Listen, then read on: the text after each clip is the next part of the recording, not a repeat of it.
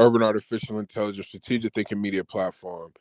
Now, I'm going to have a couple of other videos about the diplomats and where I see their legacy going. But this specific video here, because it's a lot going on with them. It's a lot going on with the diplomats. And you know, their group and everything internally there. But this video right here, man, this is gonna be about Cam, 50, Jim, and Mase. All right. This is a group of guys, all right, who for a long time have all beefed with each other. Each four of these guys have all beefed with each other and reconciled multiple times over a 20-year span. Let me say 25-year span. Over a 25-year span, each one of these guys have dissed each other and reconciled and then dissed each other again, which we're gonna get to, Cam and Jim. But this is a group of guys who have always had hostility between each other. They've come to solve their issue. These four guys, for the longest, have been playing 48 Laws of Power in real time for years. For years. And this is gonna continue. I'm hoping for some music out of this. That's what I'm hoping for. I'm hoping for some music out of this. We've seen some clips of Jim in the studio, and we're gonna get to that. They recently came out because they've been going at this since the interview. And let's get to that now. Let's get to that now. But we're going to get to Jim in the studio because that's where I hope this leads. I'm going to be real. I would like Mase to get in. And all these guys have made disses to each other. But I'm getting a little bit ahead of myself, man. Urban AI. What is Jim Jones' issue with Mase? We're going to break this down. We're going to go brick by brick, and let's start there. Urban AI, what is Jim Jones' issue with Mase? Jim Jones has accused Mase of disparaging Cam'ron during the 1990s after Mase signed with Bad Boy Records. Jones claims Mase distanced himself from his Harlem associates, including Cam'ron, and questioned the authenticity of Mase and Cam'ron's current friendship. In response, Mase and Cam'ron shared a photo together, emphasizing their desire to move beyond past disagreements. Okay, now I just had to get that precursor out the way. Recently, 50 Cent went viral. He went on Cam and Mase podcast and they spoke about Jim Jones. Now we just heard the issue that Jim Jones had with Mase. So Urban AI, what did 50 Cent say about Jim Jones on Cam and Mase show?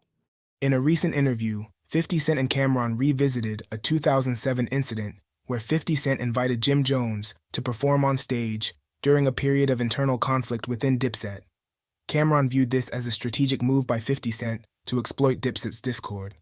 50 Cent admitted he extended the invitation to Jim Jones to create tension within the group. Okay, now, Urban AI, what was Jim Jones' response? Jim Jones responded to these discussions by criticizing both 50 Cent and Cam'ron. He defended his decision to perform with 50 Cent in 2007, stating he was focused on advancing his career. Jones also expressed frustration with Cam'ron's past actions, accusing him of attempting to hinder his success and describing certain behaviors as childish and weak. This renewed attention to past conflicts has reignited discussions about the relationships among these prominent hip-hop figures. Okay, do y'all see what's going on here, man? This is mental warfare. This is mental warfare. This is business warfare. And if you notice during that interview, Cameron downplayed him and 50 Cent's feud. He downplayed their beef. He said we had a rap battle. It was more than a rap battle. If you was there, you know. If you in your 30s, your mid to late 30s like me, you know it wasn't just a rap beef. These two seemingly, at least they seemingly didn't like each other. They were saying some crazy things about each other. All right, Cam and Mase said crazy things about each other too, and they cool now. But I did notice that Cam, don't try to downplay the beef. It was a big beef. It was a big pause. It was a big time feud. It was a big time rivalry during that time in hip hop. It was the most visible feud in rap at that time.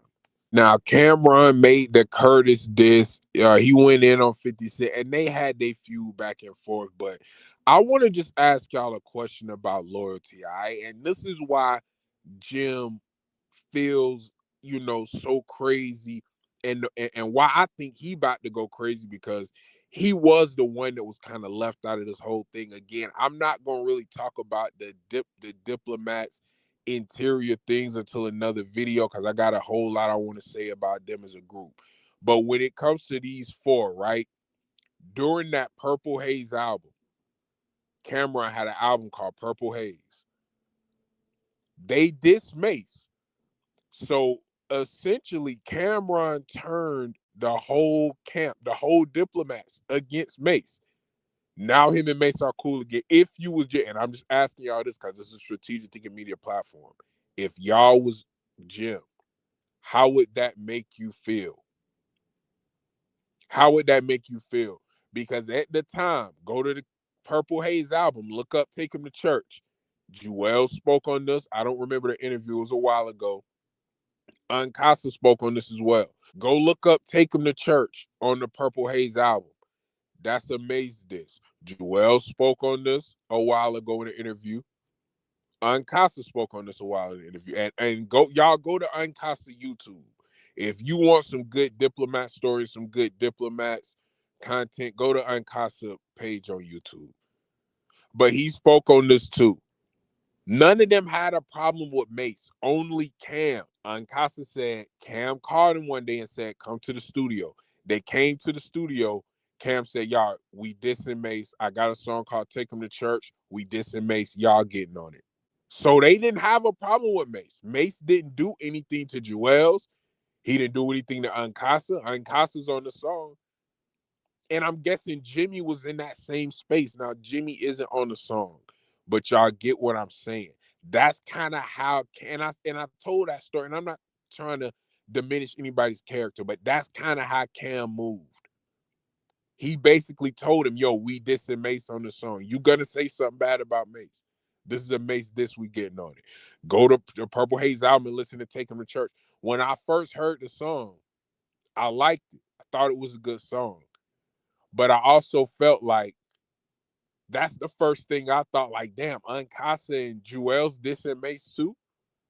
I was like, it must really be up. It must really be up. Now we look years later, they back cool. Do y'all think Mase cool with Jewels? Do y'all think Mase cool with Uncasa? Probably not. You know what I'm saying? Probably not, because of the things that they said. And we gonna get deeper into the future of Dipset. It's a lot of members in Dipset, y'all. It's not just Freaky, Jewels, Cam, and Jim. It's a whole lot of them, and they all are kind of speaking their piece now. And it's interesting to see, man. But like I say, that was just a example of how Cam moved. He made all them dismays. And I think Jimmy now feels kind of like, damn, I went in on Mase. When it was time to go in on 50, I went in on 50. And 50 addressed Jim Jones, bringing Jim Jones out. Now Jim Jones said it was a career move. I'm gonna keep it real. I believe Jim Jones. I believe Jim Jones. I think him and Cam was going through something, and he's seen it as a way to elevate his career. Do y'all know why I believe Jim? I believe Jim Jones because it didn't seem like he kept a relationship with 50 after that. It kind of seemed like they did that, boom, boom, and then they moved on. Him and 50 never did no music. You know what I'm saying? And Cam said he was naming all the people who Jim has reconciled with after a beef. Cam has done the same thing. Cam reconciled with Mase after a beef. Now I get it; they were childhood friends, but the things that Mase said about Cam and the Oracle is crazy. That's fighting words. You know what I'm saying? And I'm not. I like the fact that they're cool again. But I'm just pointing out, Cam said some things that he was kind of guilty of too. He talked about how Jim Jones dissed French Montana. Then he embraced French Montana. Cam did the same thing. They wasn't cool. Cameron and Jewels wasn't cool with French Montana. Then years later, they got a song called "Dipped in Coke" with French Montana. Hard song. Great play on words too, because French Montana's the Coke boys. They Dipset. The song called Dipped in Coke. It's a hard song. But you can't say, yo, Jim, you was beefing with French Montana, now y'all friends. When Cam and French Montana's friends now. And I like the unity. I like that. I like that. I like that they cool. I'm just pointing out. Come on, Cam. But this is an interesting dynamic. What is the future of the situation, man? Because it looked like right now it's Jim against everybody. But Jim is making the best music out of all four. Jim is making the best music. I told y'all we seen the clips of Jim in the studio. I wanted to go there. He need to drop that record. He need to make a whole album. He need to make a whole album, and I still see him in the clip. He rocking the Dipset gloves. Might be getting an old Jim back, man. But let me know what y'all think about this, man. Is 50 Cent the mastermind behind all this? Was this a 20-plus year play for 50 Cent? Because 50 Cent, and I seen some memes, 50 Cent still living Dipset head rent-free. He still lives in their head. When they was beefing originally, he teamed up with Jim Jones to get at Cam. Now him and Cam is cool. He getting at Jimmy. Calling Jimmy a rat and some other things. I might do some content about that later, but I want y'all to get in the comments. Let me know what y'all think about this, man. 50, Cam, Mase, Jim. This crazy, man. 48 Laws of Power, Royal Rumble in real time, Urban Artificial Intelligence, Strategic Thinking Media Platform. If y'all like this content, like, share, subscribe, and help the channel grow. I'm going to see y'all in the next episode. Peace.